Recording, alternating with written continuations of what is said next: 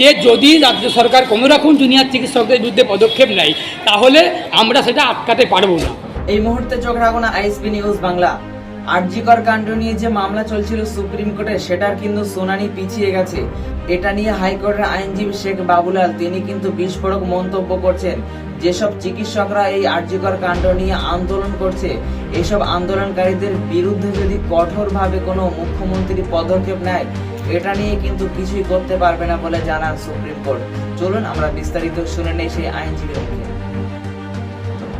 আমার প্রশ্ন ছিল যে অন্যান্য মামলার থেকেও গুরুত্বপূর্ণ মামলা তিলোত্তমা মামলা, এই মামলাকে অহেতুকভাবে বিলম্বিত করা হচ্ছে এবং এই মামলার গুরুত্ব না বুঝে কেন জাস্টিস চন্দ্রচূড় এই মামলার প্রতি অনীহা করছেন, এবং তাহলে কি আমরা ধরেই নেব যে জাস্টিস চন্দ্রচূড়ের সঙ্গে কোনোরকমভাবে উনি পশ্চিমবঙ্গ সরকারের সুবিধা পাইয়ে দেওয়ার জন্য এই বিলম্বিত করছে, অনীহা করছে?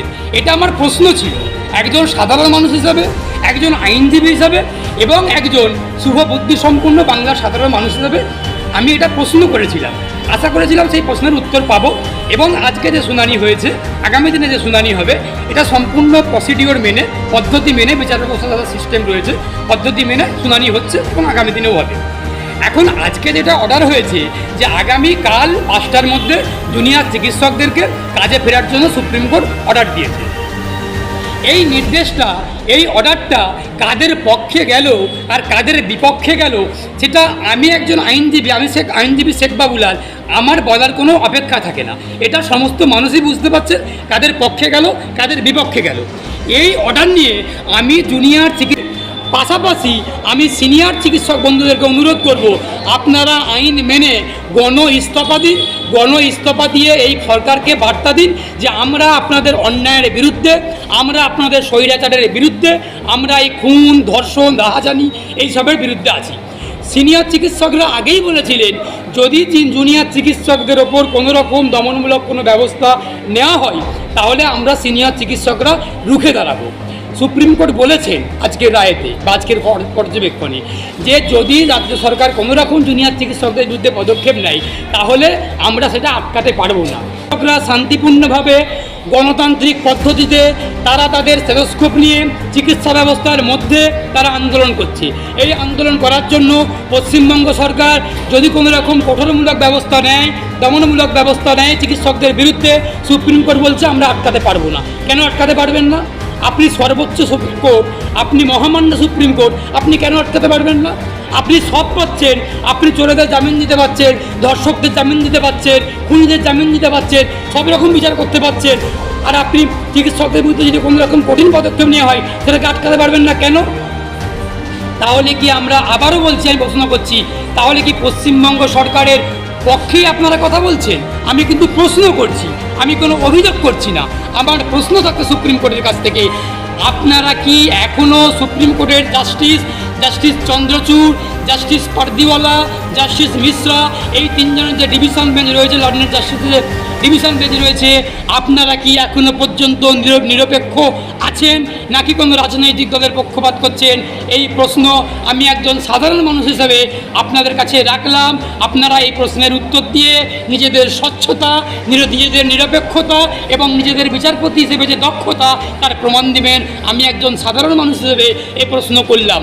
তার কারণ আমি আবারও বলছি, এই রায় নিয়ে আমার কিছু বলার নেই। আমি শুধুমাত্র বলবো, জুনিয়র চিকিৎসকদেরকে বলবো, আপনারা রায় মেনে কাজে যোগ দিন, আইন মেনে। সিনিয়র চিকিৎসকরা আপনারা আইন মেনে গণ ইস্তফা দিয়ে এই রাজ্য সরকারকে বার্তা দিন আমরা আপনাদের দলদাস নই, আমরা মানুষকে পরিষেবা দিতে বদ্ধপরিকর, আমরা মানুষকে পরিষেবা দেবেও। এখনও পর্যন্ত সিনিয়র চিকিৎসকরা পরিষেবা দিচ্ছেন। আমি নিজে রুগী হিসাবে, আমি তো রুগী নই, কিন্তু আমি রুগীর মতো করে গিয়ে কয়েকটা মেডিকেল কলেজে গিয়েছিলাম, গিয়ে দেখেছি ঠিকঠাক পরিষেবা পাওয়া যাচ্ছে কোনো মেডিকেল কলেজে।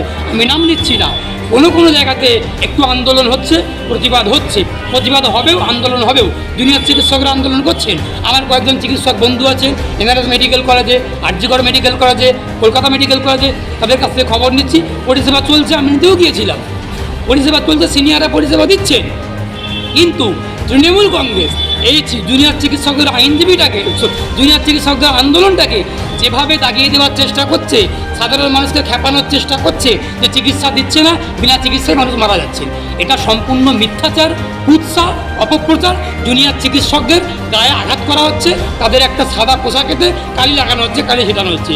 আমি আবারও বলছি, জুনিয়র চিকিৎসকদের কাছে অনুরোধ করছি, আপনারা রাস্তার লড়াই রাস্তাতে জারি রাখুন, আপনারা আন্দোলন জারি রাখুন, আপনারা লড়াই চালিয়ে যান।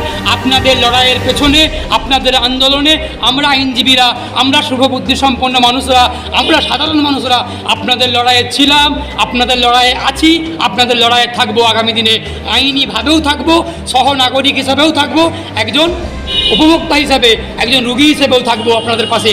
আপনারা লড়াই চালিয়ে যান, চিকিৎসা যেমন দিচ্ছেন তেমন চিকিৎসা দিন। সিনিয়র চিকিৎসকরা আপনারা গণ ইস্তফা দিয়ে এই সরকারের মুখে ঝামা ঘষে দিন আইনিভাবে।